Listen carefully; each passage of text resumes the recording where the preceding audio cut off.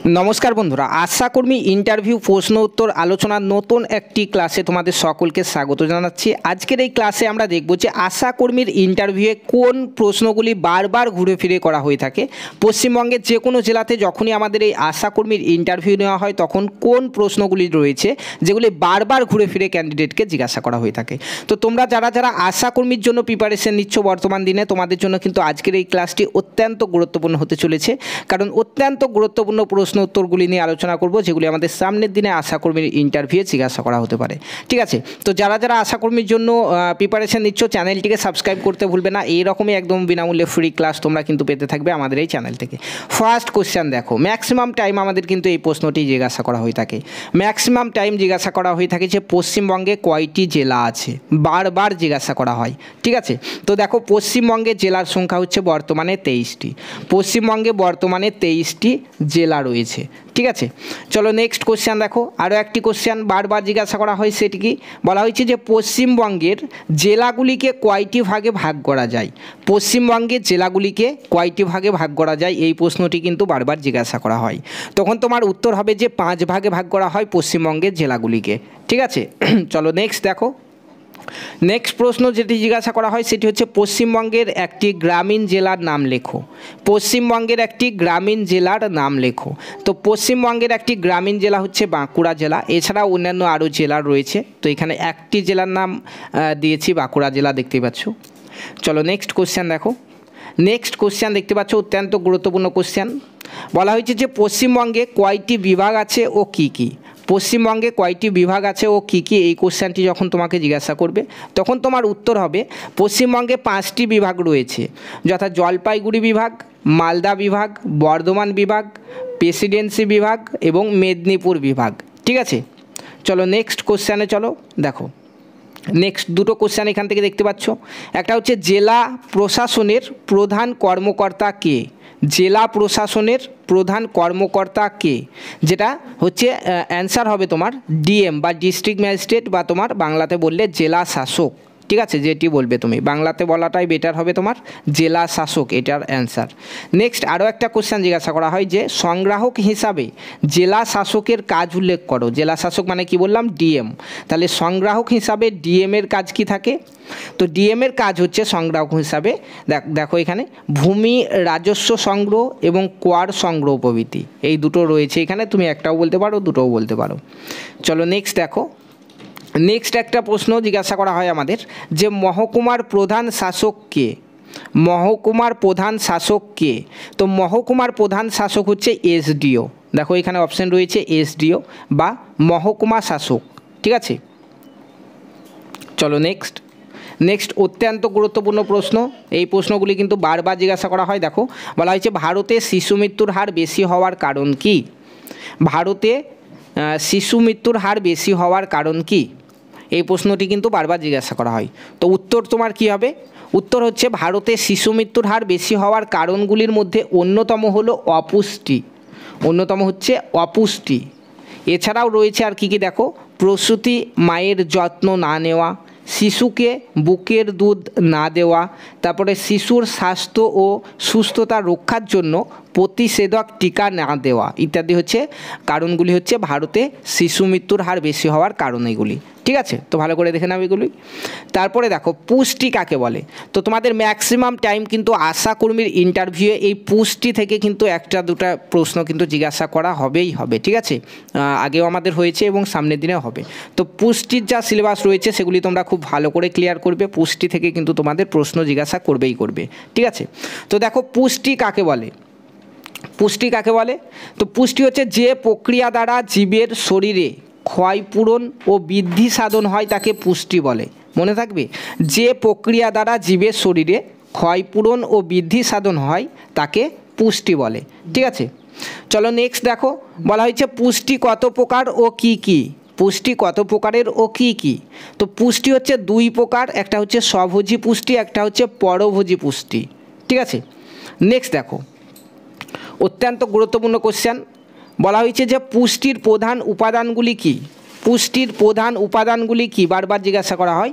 তো পুষ্টির প্রধান উপাদান হচ্ছে দেখো এখানে বিভিন্ন ভিটামিন, কার্বোহাইড্রেট, প্রোটিন এবং হচ্ছে আয়রন ইত্যাদি হচ্ছে পুষ্টির প্রধান উপাদান। ঠিক আছে, নেক্সট দেখো বলা হয়েছে যে খাদ্য কী, বারবার কিন্তু আমাদের জিজ্ঞাসা করা হয় যে খাদ্য কী। তো দেখো এক কথায় খাদ্য হচ্ছে শরীর পরিপোষণের সুষম বস্তুসমূহ গ্রহণ। শরীর পরিপোষণের সুষম বস্তুসমূহ গ্রহণ হচ্ছে খাদ্য। ঠিক আছে, নেক্সট দেখো এই প্রশ্নটিও কিন্তু অত্যন্ত গুরুত্বপূর্ণ। বলা হয়েছে যে খাদ্য থেকে আমরা কী ধরনের রাসায়নিক দ্রব্য পেয়ে থাকি। খাদ্য থেকে আমরা কী ধরনের রাসায়নিক দ্রব্য পেয়ে থাকি। তো উত্তরে দেখো এই প্রশ্নটি যখন তোমাকে জিজ্ঞাসা করা হবে তখন তুমি বলবে কি যে খাদ্য থেকে উৎপাদিত রাসায়নিক দ্রব্যসমূহ হলো প্রোটিন, শ্বেতসার, ফ্যাট, খনিজ লবণ এবং ভিটামিন ইত্যাদি জিনিসগুলো আমরা খাদ্য থেকে পেয়ে থাকি। তাহলে এটা হবে তোমার অ্যান্সার। ঠিক আছে, এবং তোমাকে যদি জিজ্ঞাসা করা হয় অত্যন্ত গুরুত্বপূর্ণ প্রশ্ন, দেখো বারবার জিজ্ঞাসা করা হয় যে সুষম খাদ্যের উদাহরণ কী, কিংবা একটি সুষম খাদ্যের উদাহরণ দাও, এটি কিন্তু বারবার জিজ্ঞাসা করা হয়। তো সুষম খাদ্যের উদাহরণ হচ্ছে দেখো একটি রয়েছে এখানে দুধ। দুধ হচ্ছে একটি সুষম খাদ্যের উদাহরণ। ঠিক আছে, নেক্সট দেখো নেক্সট অত্যন্ত গুরুত্বপূর্ণ প্রশ্ন বারবার জিজ্ঞাসা করা হয়। বলা হয়েছে যে ভারতের বহু শিশু অপুষ্টিতে ভোগে কেন। ভারতের বহু শিশু অপুষ্টিতে ভোগে কেন। উত্তরটা দেখো, তোমার উত্তর কী হবে? এই প্রশ্নটি জিজ্ঞাসা করলে তোমার উত্তর হবে যে ভারতের শিশুদের বেশি মাত্রায় অপুষ্টিতে ভোগার কারণ হচ্ছে বহুবিধ, অর্থাৎ বিভিন্ন কারণ আছে। এদের মধ্যে রয়েছে এক নম্বরে দেখো অভিভাবকদের আর্থিক সচ্ছলতার অভাব। দুই হচ্ছে শিশুর পুষ্টি সম্পর্কে অভিভাবকদের অজ্ঞানতা। তিন হচ্ছে প্রসূতি মায়ের পুষ্টির সঙ্গে শিশুর পুষ্টির সম্পর্ক নিয়ে ধারণার অভাব ইত্যাদিগুলি হচ্ছে ভারতে বহু শিশু অপুষ্টিতে ভোগার কারণ। ঠিক আছে, নেক্সট কোশ্চেন দেখো বলা হয়েছে যে শিশুদের ক্ষেত্রে কি কি রোগের প্রাদুর্ভাব বেশি। অত্যন্ত গুরুত্বপূর্ণ, শিশুদের কোন কোন রোগগুলি বেশি হয়ে থাকে এই প্রশ্নটি কিন্তু জিজ্ঞাসা করা হতেই পারে তোমাকে।